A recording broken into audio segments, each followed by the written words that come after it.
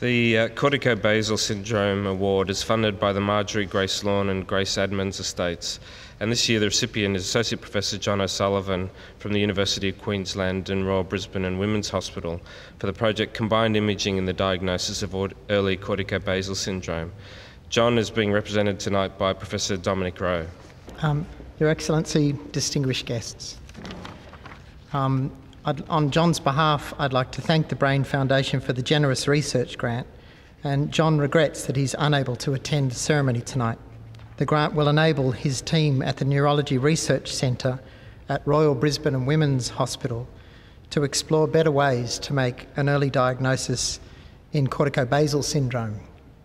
Corticobasal syndrome is an uncommon but devastating neurodegenerative condition. Patients develop problems with movement, speech and cognition. Early on, Corticobasal syndrome is very difficult to distinguish from Parkinson's disease and progressive supranuclear palsy. In this study, patients with early and inconclusive features of Corticobasal syndrome will have MRI and PET scans, and then they'll be followed over a 3-year epoch.